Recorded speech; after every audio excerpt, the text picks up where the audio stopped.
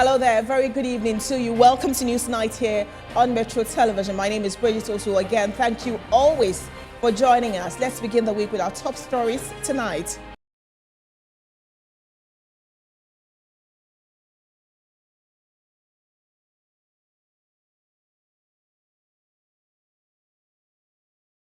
Interior Minister visit WA for first-hand assessment of recent killings as police arrest key suspects.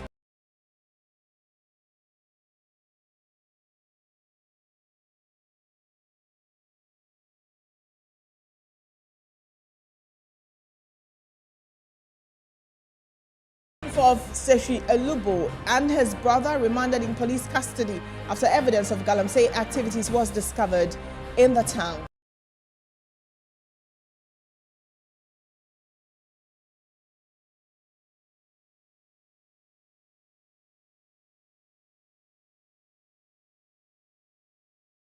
Some global news, and Queen Elizabeth II has been laid to rest at the Windsor Castle in the United Kingdom.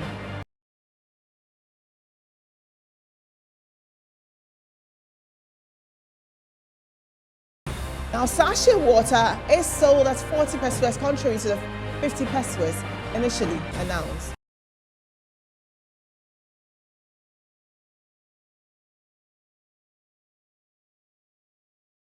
Nearly 160 people have died after severe flooding in Niger. We have details of these stories and more for the next 60 minutes. Thank you again for joining us.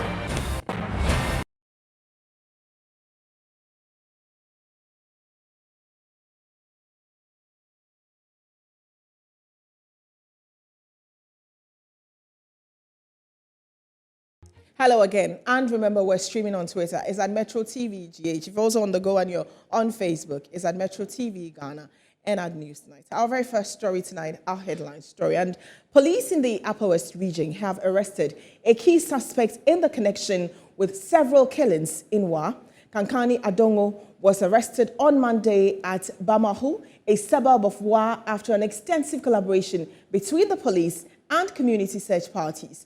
A suspect is in custody and will be arraigned. Residents of Wa in the Upper West region have been living in fear following the incessant killing of private security guards. This has led to agitations from the youth. Some irate youth in the Wa municipality stormed the Wa Nurse Palace, demanding explanation over what they call serial killings in the Wa township.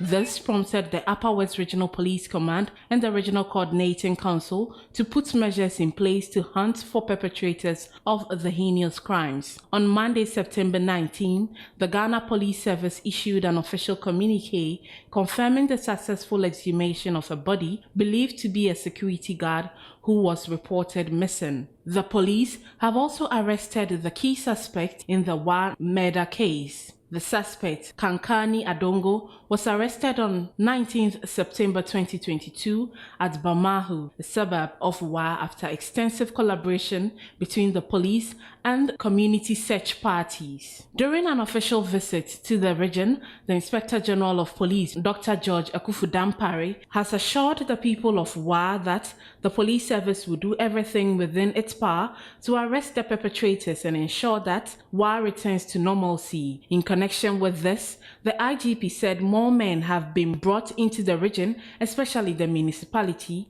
to bring the situation under control. We also expect a shake-up within the rank and file of men and women in the service who have overstayed their welcome in the Upper West region. We have decided to bring more people because we are the lead security agency when it comes to internal security. So already every security agency is involved in this exercise we are doing. As the lead agency, we take full command and responsibility and make sure that we deepen it to the level that will keep you so safe. While the police is providing affected families with clinical psychologists to offer psychosocial support, the force has also assured residents of the Wa municipality and its environs that the Special Intelligence and Investigations team will continue to work round the clock with assistance from the affected communities to bring the perpetrators to face justice. Now, meanwhile, Interior Minister Ambrose Derry has assured the Wana and the Wala Traditional Council the police will investigate all issues relating to the recent killings in Wa.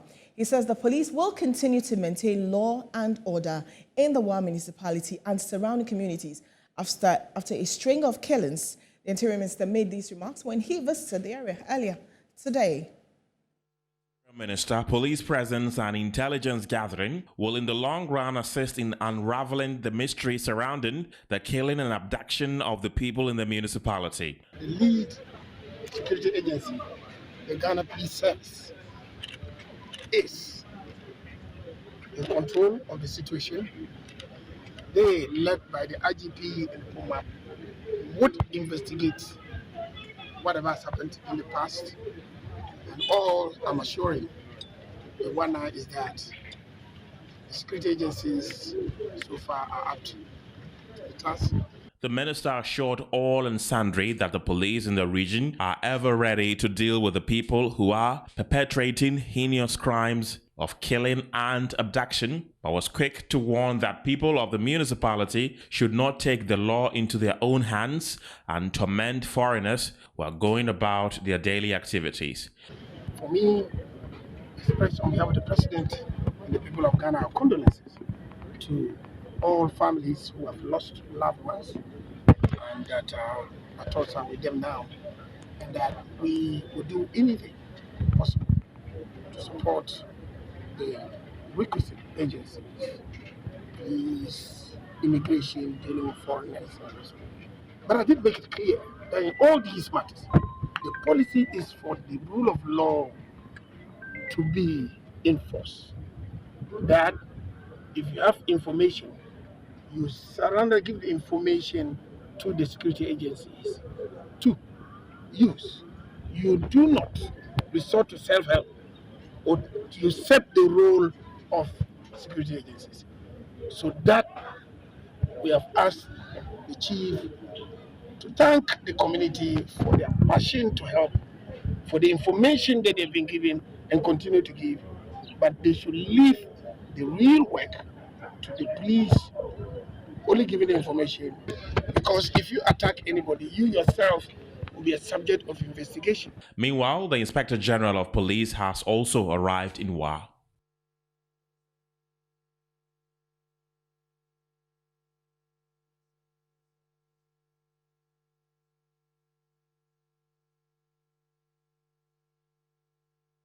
And we're going on the phone to speak to a security analyst and also happens to be a native of Wa, Adam Bona. Very good evening and thank you very much for joining us.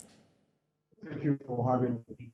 Right, so the IGP has been there, Interior Minister has been there. We cannot overstate the importance of this, but just give us a sense of what this means and what impact this would have going forward. Well, yes, good evening. You can see the impact is already showing.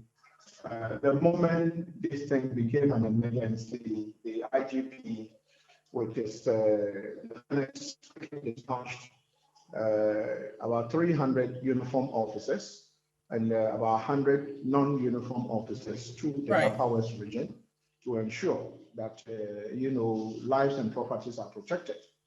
And immediately, I think today they've arrested someone who looks like a key suspect. Yes. And so the impact has already been felt. And also, you'll notice that when the issues broke out, then some criminal element among the young people started attacking people they call foreigners. And some of us spoke against it. And so you can see that anyone who runs a shop there is back to business, while the police and the young people who have teamed up to fish out this bad element within the one municipal area, do what is expected of them. And so, as far as I'm concerned, I think the impact is already been felt everywhere. Okay, and when you say foreigners are tagged, we're speaking specifically to Nigerians who were the ones who were attacked. Yes, the person who has been arrested is not a Nigerian. and yet they are still going to be in the community. What do you see happening between Ghanaians, yes, they outnumber the Nigerians, and the Nigerians who are there, and other foreigners who might not feel safe moving forward? No, I think it's completely barbaric. It shouldn't happen. Who is a foreigner anyway? Just somebody who looks different from me or someone who speaks different from me. A citizen of Ghana is defined by law. And so as far as I'm concerned, this arrest actually speaks to what some of us have been saying, that stop targeting and profiling people in the name of foreigners. Allow the security agencies to do their work. If you think you have a foreigner, you know somebody, it doesn't matter if it's a foreigner, who seems to have any connection with these crimes, report the person quickly.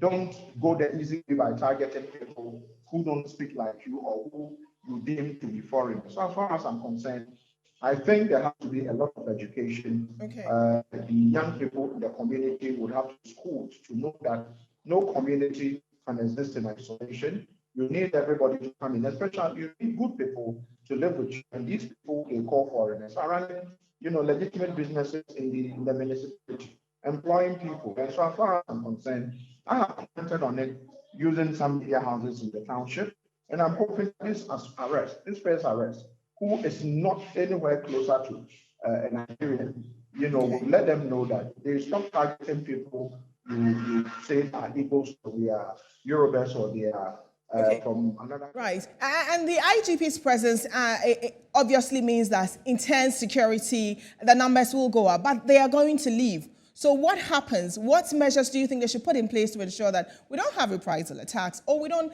if anything of such happens, the security there are well armed to deal with it? I am well informed from very high sources that there is going to be permanent officers, stationed in Wa to beef up the number. And what it means is that the 400 or so officers, some of them plain clothes, some of them uniform, we are going to have a significant number who are likely to remain there and whilst awaiting proper transfers of experienced officers from other places in this country to be stationed permanently in the Upper West region. It is not just the issue of Wa municipal, but it has to do with, police-citizen ratio in the Upper West. The number must go up. And the IGP, I am sure, is putting measures in place to ensure that this is spotted. And with the recent recruitment, I think that it is something that they can easily do.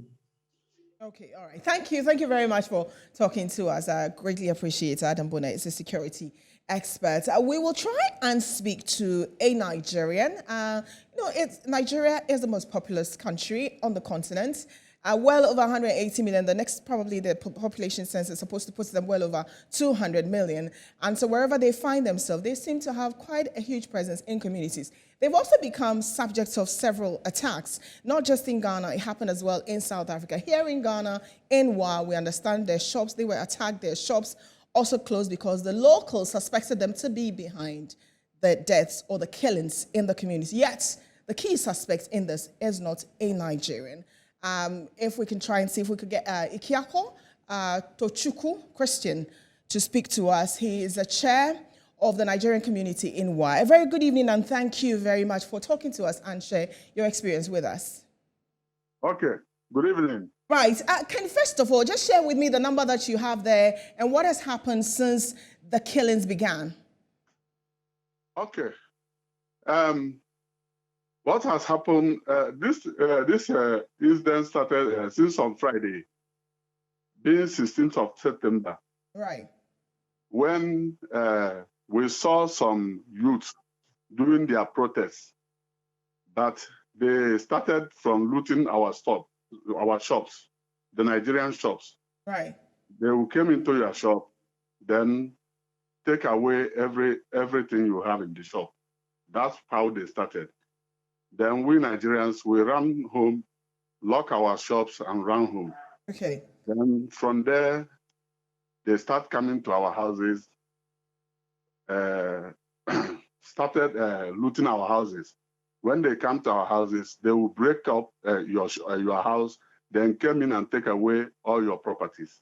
They don't say anything. They just enter and take whatever. They will enter and take whatever, even beat us included. Okay. They will Did beat you make you. an official report to the police, whether as an individuals, or even as a community? Yes, we have run to the police. What did We they ran do? to the police and we explained to them what is happening to us.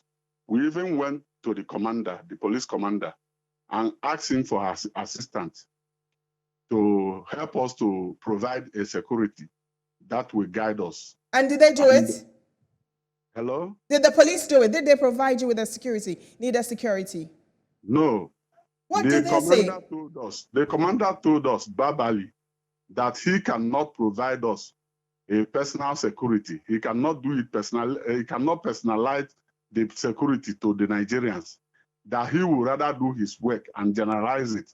That he only mounts his police at the duty post, but to tell us that he's going to provide a security for us, that he cannot do that. That it will look as if he's protecting or he's trying to guide the Nigerians, and that you don't want the people to say that he's protecting us. And because of that, that is not going to provide any security for us. That the only thing he will do is that he will make sure that the police are at their duty posts, and Okay. the patrol team will also be busy doing their work. But to personalize the police security for us, that he Okay. cannot do that. How did that make the Nigerian community feel? And also, how do you feel about the fact that you are targeted because of a crime that's happening there? My sister, we didn't even understand why we will be targeted. The reason why they will say, oh, it's only the Nigerians that are doing the claims that is happening in town. We did not understand it. But for all I know, it started when the Chief Palace invited me for questioning.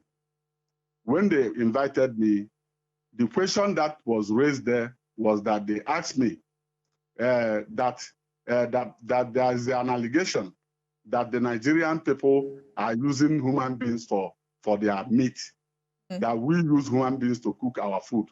If not, what is that we are eating in our Nigerian restaurant, that their people will come for them to serve them and we will refuse to serve them? It's only the Nigerian that goes there to eat. And I say, how? Why will somebody come to the palace and tell you this kind of story, and you know who that person to find out, or even to invite police to come and do your investigation, to find out whether what they are saying is true or not? But you let that person to come and put this allegation and go free with it. Why would you even ask me this kind of question? Does it mean that... I get the complaint. So what would you do next? What would the Nigerian community do next? I guess you don't feel safe, but what would you do next? Okay, as at now, we are still indoors. We have not gone to any place. We have not been going to work. We are indoor, seeking for the security to come to our aid. And since we have been indoor, they also followed us to our houses. They attack us in the night. Up till this moment, they are still attacking us. Up till this moment, as I'm speaking to you, even this evening, they still attack two of our brothers. They will go to their homes where they stay, and they break up their houses, then enter and still rob them. Up till this moment, they are still attacking us.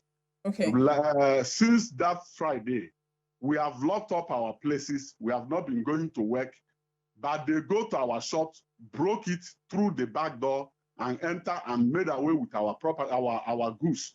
Up till now, if you want, I can even give you some video clips. Okay, we will definitely take it. We will take it off here. We will definitely take that. Ikiako, we will definitely take those videos that you have and we'll share it with the rest of the world. Thank you for talking to us. I'm sure if the authorities are watching us, the IGP is there. Interior Minister is there. The Nigerian community there say they feel unsafe. They are being attacked. They've had to lock their shops. They're currently at home. And the security has said, the local security have said that they cannot provide specific security for them because the locals would feel dejected or they would feel they're giving them special or preferential treatment. So what becomes of it? Metro TV will definitely follow it up and with the authorities as well. I'll bring you updates on it. So we'll share the videos that he has showing the attacks on Nigerians in Wa. We'll continue with the rest of our story. Also a very sad one. And a woman aged 41 has drowned with 3 children in a pit dug in the Keta Lagoon at Lavlevi near Aplao in the Ketu South municipality. The incident happened on Saturday when Yawa Apenu was allegedly fishing with Bridget Amewu, 14, and Daddy Amewu, 10, her children, and a third child, Sichofer Ahiawo, 8, who lived with their family. Aticho Amewu, the widower who was said to be on the expedition, however, managed to swim to safety. There's more in the following report. Some residents in the municipality said they suspect the pit was dug by 7 Sea Salts Limited, which had an uncompleted dike on its concession in the area. But the company has declined the claim. In July, 2 people reportedly drowned along that stretch of the lagoon when they attempted to fish. About 3 months ago, we went and then they informed us that they have redug the lagoon so that they can draw water from the sea or pump water from the sea to the lagoon side so that the community can have fish all year round. So the lagoon will always be filled up and then they can also continue with their mining. A local radio reporter further explained the frustration of the people to Metro News reporter Christian Ahodia in a telephone interview. This is the 6th or 7th person, people that are losing their lives in the lagoon. At the moment, we are in the rainy season, so they are going there to fish, not for mining. The dry season, they do mine salt. Now, the place that this is happening is not under the concession of the 7 Sea Salt Company. Adams Musa, the public relations officer of 7 Sea Salts Limited, said the company was not to be blamed for last Saturday's disaster. He said the pit was outside the company's concession and that it was a fish pond belonging to an individual who was not known to the company. Expressing his sympathy over the loss of lives, he said the mining company was ready to support the family of the deceased. The Sefi Magistrates Court, presided over by His Worship Lawrence Buenoboy, has remanded the Chief of Sefi, Elubo, and his brother into custody for the 1 week. Nana Enimbafo and his brother Kojo Afi were arrested following a police investigation of a video that circulated on social media showing illegal mining activities in some rooms and compound houses of the town. They were arrested on Monday, on September 16th, 2022, at Sefi Elubo. The 2 suspects have been charged with 2 counts: conspiracy to commit a crime, to rape mining, and 2 mining without a license. However, the chief and his brother have been remanded and are to reappear before court on September 26, 2022.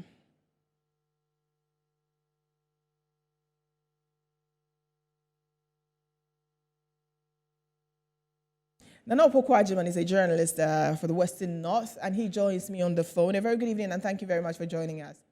Good evening, Bridget. What impact has this had? I mean, first the arrest, and now they have been remanded. Is the town relieved, happy? Are they upset? What's going on there? Right, Bridget, last week there was a video circulating on the social media that if you come to Elibo, they are doing galamsey.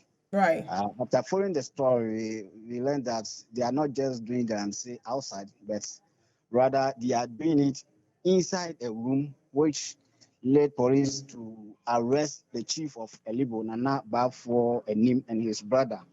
And today they were arraigned before court at Sefi Yoso Magistrate Court, which was presided by His Worship Lawrence Benubua Due, and he has remanded the chief of Yeah, we are aware of that. What I want to know from you, all that you're saying, we've aired that already. What I want to know is that beyond what we know, how is the town, how are they receiving it? One, was it shock? Is it relief? Are they disappointed that it's even coming from a chief and his brother? Right. It's a mixed reaction. Some are happy and some are not happy with this police decision or the court decision. That looking at the chief and his brother, those who are behind the chief are not happy, yet that they were doing it, the Galamsey. And those who are against that Galamsey activity in the town are now happy, and they are saying that, yes, the chief should be reminded so that it will send As a deterrent. a warning to those who are doing Galamsey at Sefieli.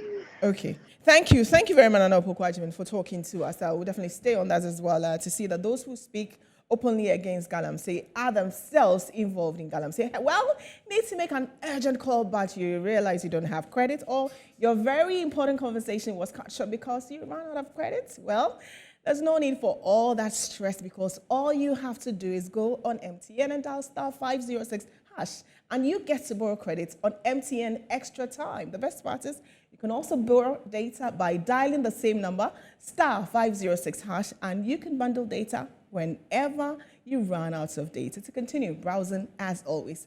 Your conversations don't need to end. Borrow extra time now and enjoy the things you love on your favorite network, MTN. We'll be right back.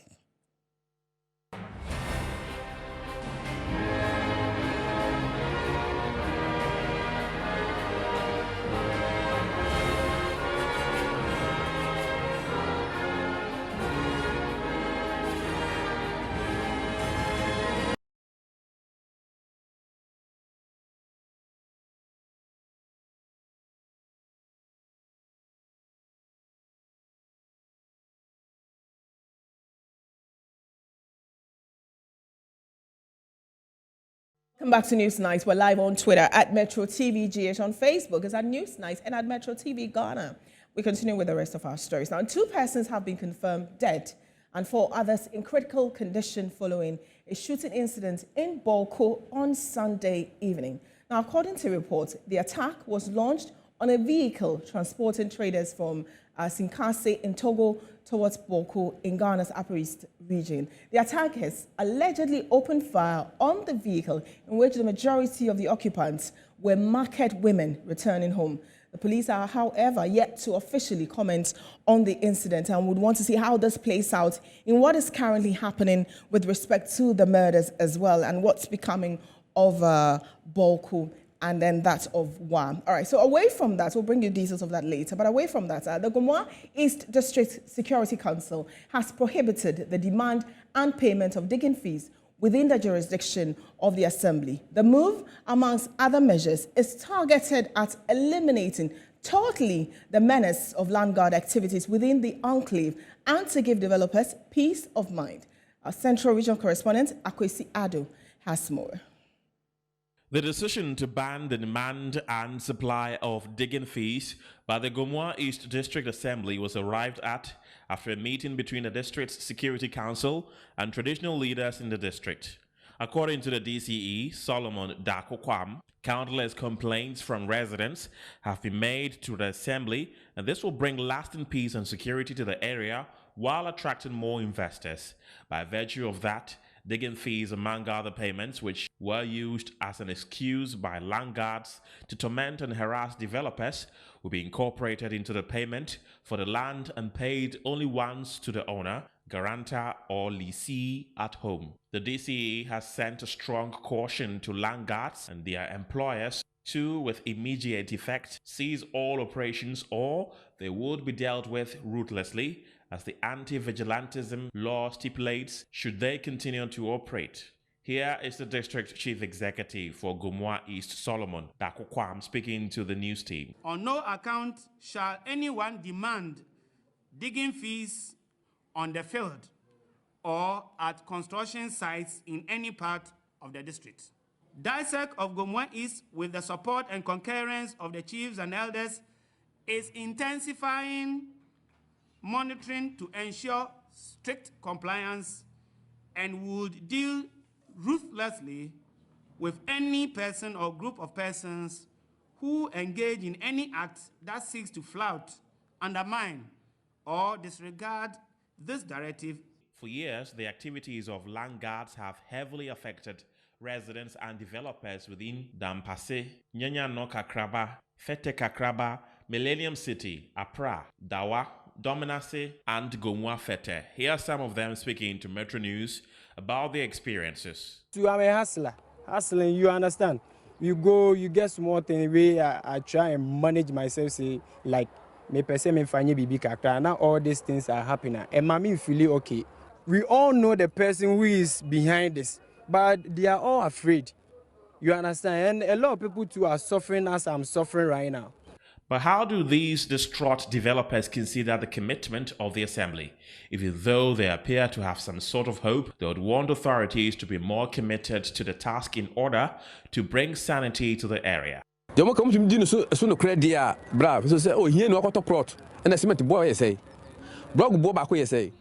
a good news, and we thank God for that. We only pray that we do just what they are saying. We are poor, and when we struggle to build, they come demolishing it, and we can't afford litigation. So we give the authorities our full support to deal with the laggards.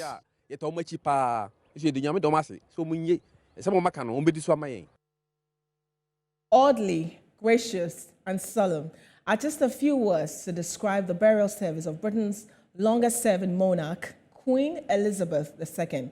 Of course, the occasion presented an opportunity for world leaders and mourners to pay their last respects. Here's a wrap of the event.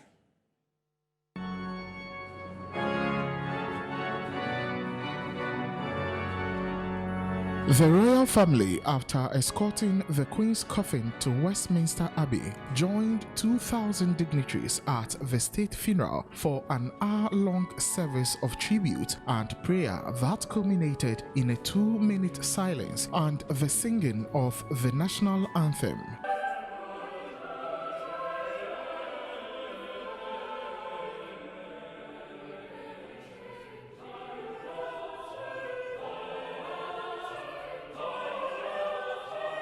King Charles III and his siblings, as well as the Queen's grandsons, Princes William and Harry, then joined the solemn procession behind her casket and through the heart of the British capital, with huge crowds lining the streets.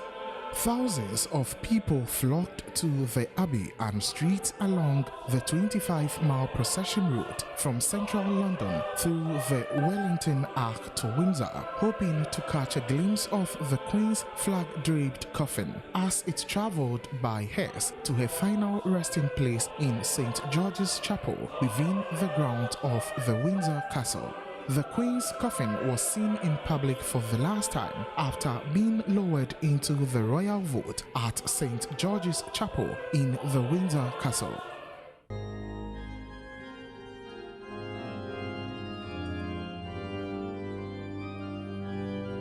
Queen Elizabeth II will be buried later in the evening of Monday, September 19, 2022, alongside her late husband, Prince Philip, after a committal service attended by the royal family and other selected guests. Britain has not held a state funeral since 1965, when it buried Winston Churchill, the wartime leader who acted as a mentor to a young Elizabeth after she unexpectedly came to the throne upon the death of her father, King George VI, in 1952. The Queen died on Thursday, September 8, at age 96. And only about 2,000 people were allowed at Westminster Abbey. Millions watched around the world. And in Ghana here, there were some who were obsessed with the ceremony itself. And they commented on social media, including, leaders of this country. This is the spokesperson for the former president, John Dramani Mahama. And she spoke about, see them sitting in the bus, and on time, no ADC. And that's in reference to the African leaders. Only Joe Biden, obviously from the United States, was allowed to take in his beast to Westminster Abbey. The rest of the African leaders did not go with their private jets and were also buzzed like school children.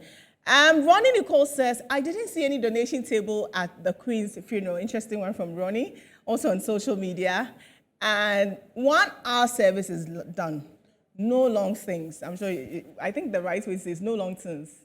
Akosia Menu with the government says someone somewhere is wondering when they will call for the first and second offertory, aka collection. Short, beautiful service.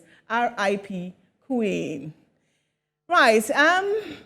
Abla Beta says, so no two collections, one for family, one for the church. These people, the money they go with somewhere. Charles Take also with the government communications team says, burial service Mukejetia market. Chai. All right then.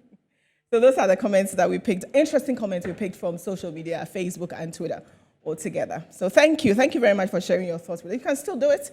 Go on all our various social media platforms and use the hashtag Newsnight or comment on all our Metro TV pages and we'll see it. All right.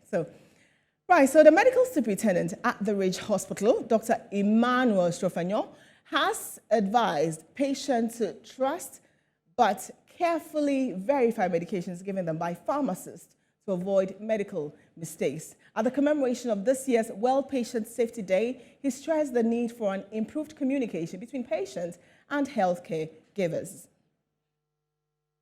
Unsafe medication practices and errors are a leading cause of injury and harm in healthcare systems across the globe, with communication breakdowns identified as the most common reason. Communication breakdowns, whether verbal or written, arise in medical practice or a healthcare system between a physician, nurse, healthcare team member, or patient. In view of this, the World Patient Safety Day was introduced in 2020 by the World Health Organization with the aim of raising global awareness about patient safety and call for solidarity and united action by all countries to reduce patient harm. At this year's commemoration by the Ridge Hospital, the medical superintendent, Dr. Emmanuel Strofanyo, underscored the need for enhanced communication between healthcare givers and clients. One thing also that we should not forget, the consumer or our client must also have their eyes wide open, because it's a human system. Sometimes they put 100% trust in the system.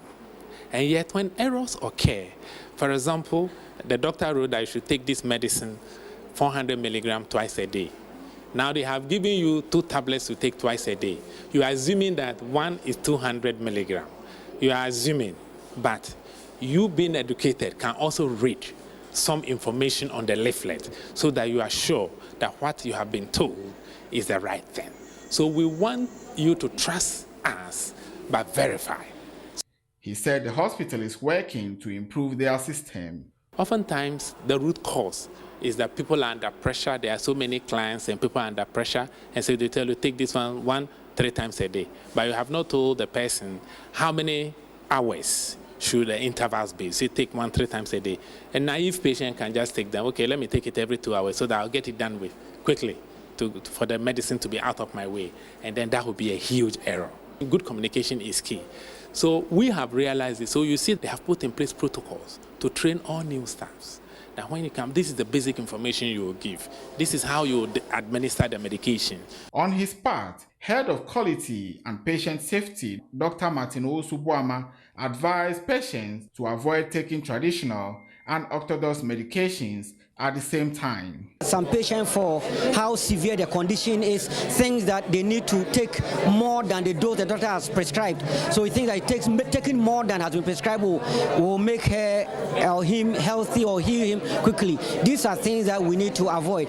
Then again, taking drugs that have been prescribed, in addition to herbal medication, one has to be very careful because there can be interactions. So a patient may be taking one drug from the hospital, then also on another herbal medication that in itself can cause harm. Sometimes can destroy the liver, the kidney, and all those. The World Patient Safety Day is observed annually on September 17.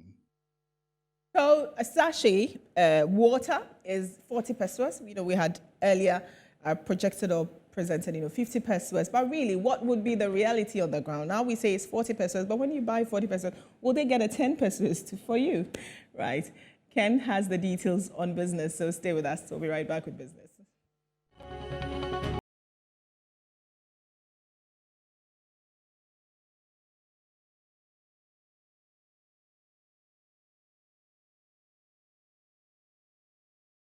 Welcome back to Newsnight here on Metro Television. My name is Kenneth. Jesse, in business tonight, the prices of sachet and bottled water have been increased effective Monday, 19th September 2022. Although sachet water is now sold at most places for 40 pesos, contrary to the 50 pesos that was initially announced, most consumers are not too pleased with the new prices. Take a look. Sachet and Packaged Water Association of Ghana announced last week that effective Monday, 19th September 2022, the price of sachet water will be selling for 50 pesos, and that of bottled water will also see an increment. Today, we're at Circle in Accra to find out from vendors and consumers alike if this change has taken effect. 40 pesos no. Omo yi wa car no mo 6 cedi. We sell a sachet of water for 40 pesos because our suppliers buy the bag for 6 cedis. They refrigerate and sell it to us at 8 cedis. They said the increment is because electricity tariffs have also been increased. We are charged 15 cedis per day for keeping the water in a rented refrigerator, so we factor all that into our cost. Enti se to krampa kakra kakra ye benya we kakra na ye de atua fridge ka na kakra ye so ye benya no na ye so ya fa. I have now reduced my water consumption since the increment took effect. I cannot forego drinking water, hence this decision. We have no option than to oblige to the new directive.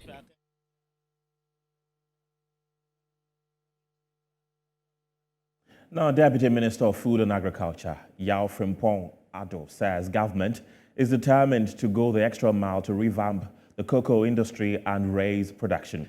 According to him, government is working towards a decent pension scheme for farmers. Cocoa has been the mainstay of Ghana's economy, and Cocoa Board has put in place interventions to raise the crop production and returns. These include the introduction of hand pollution, rehabilitation of aged cocoa farms, and fertilizer subsidies. At the Cocoa Board 75th Anniversary Lecture and 2022 Cocoa Day Media Launch, Deputy Minister of Food and Agriculture, Frimpong Ado, underlined government's unswerving determination to go the extra mile to revamp the cocoa industry and raise production. The hand pollination, rehabilitation of cocoa farms, irrigation, pruning and subsidized fertilizer programs have positively influenced our production patterns over the past few years. And as we scale up these initiatives in the coming year, we will have stability in our production levels. I have been reliably informed, Mr. Chairman, that work on the Cocoa Board Cocoa Management System, the CMS, is near completion with some 664,529 farmers captured in 6 out of the 7 cocoa growing regions in the country. Yes, a credible database on our farmers is surely a prerequisite for the full implementation of the Cocoa Farmers Pension Scheme. Let me assure you all, especially our farmers, that we will have a decent pension for our retired farmers. Professor Ebenezer Udro is the former Vice Chancellor of the University of Ghana. China, their river bodies, their afforestation programs, very neat waters. Yet we have sat for all these to go on, and it's very sad to see the rate of land degradation that is taking place in this country. Now, how will generations yet unborn survive in this country? Now, ask yourself. Obviously, we need to do something as a nation to curb the unwarranted destruction of our lands and treasured environment. Otherwise, we are at risk of even breathing.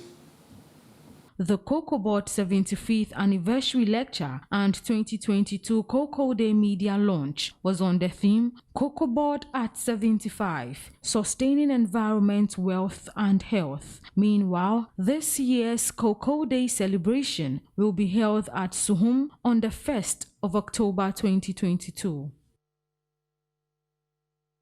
That's it for business. Sports news is next.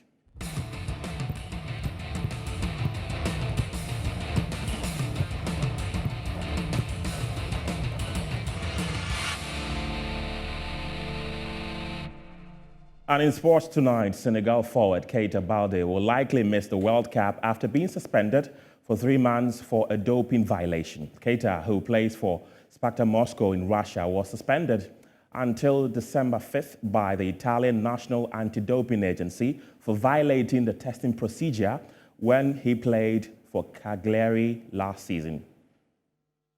Keita Balde has been suspended until December 5th over an anti-doping violation in Italy. His new club, Sparta Moscow, announced, severely compromising his chances of playing at the World Cup. The 27-year-old signed a 3-year deal with Russian Premier League side Spartak last month after spending the past season Cagliari in Serie A. Balde has been suspended by the Italian National Anti-Doping Agency until December 5th for a procedure violation during an anti-doping inspection while he was playing for his Italian team. Spartak said in a statement. The Russian club did not specify the nature of the infraction, but said no prohibited substance had been detected in the sample tested. According to Sparta, Balde will not be able to resume training until 3 weeks before the end of his suspension, in line with FIFA regulations. Spanish-born Balde won the Africa Cup of Nations with Senegal in February, but the suspension could see him left out of the squad for the World Cup in Qatar, which runs from November 20th to December 18th. Senegal will play the Netherlands on November 21st in their opening Group A match. They also face hosts Qatar and Ecuador. Balde's suspension would rule him out until the quarterfinals.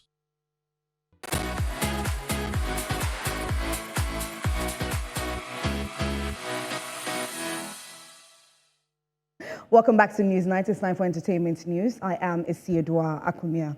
Now, ahead of Ghana's participation in the FIFA Qatar 2022 World Cup, High Life and Afro-sound sensation Akwaaba has released a specially themed song to support the Black Stars.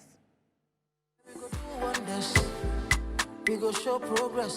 We go conquer with prayers. What did they do, dear? According to Akwaaba, Ghana has the potential to win the World Cup, and this is the song that will propel the Black Stars to ultimate victory in Qatar and beyond. We all need to play our role and back our Black Stars in unity and in spirit. It is time to bring back the love. The song, Bring Back the Love, seeks to engage football fans all over the world in support of Ghana's 4th appearance at the World Cup.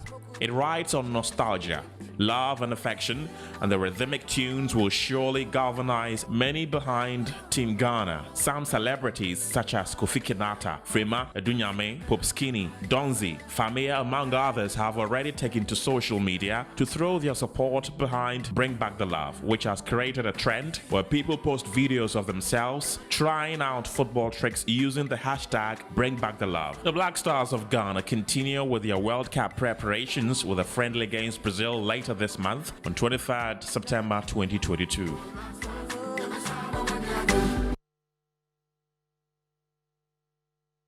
Now, in light of Queen Elizabeth II's funeral services on September 19, brands cancelled their shows and events during London Fashion Week. For many brands, the crown comes before the clothes. When London Fashion Week kicked off on September 16, brands have made last-minute arrangements to honor Queen Elizabeth II, whose life and legacy was commemorated in a funeral service at Westminster Abbey on September 19. Every spring-summer 2023 show and events scheduled for the 19th have been cancelled, with many of the shows resuming on September 20, the final day of London Fashion Week. Reported. Now, Richard Quinn, who received the Queen Elizabeth II Award for British Design in 2018, will close out London Fashion Week. Ahead of the week-long event, Burberry and Raf Simons were the first to announce that they would cancel their shows, with the former pushing its show to September 26.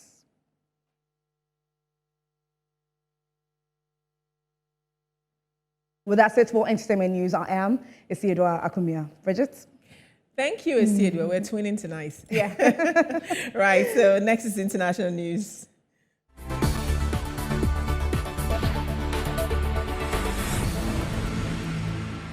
The heavy rains that have fallen on Nigeria since June and the severe flooding caused have killed 159 people and affected more than 225,000. This makes this rainy season one of the deadliest in the history of this country with a usually dry climate. According to the figures of the Civil Protection Services communicated on Monday to the AFP, 159 people had been reported dead, with 121 in the collapse of houses and 39 by drowning. The death toll from these bad weather conditions are getting worse every week. The Ugandan parliament is considering a bill that will make it impossible for the first time to perform organ transplants in the East African country, a small revolution that will transform the lives of thousands of people waiting for surgery.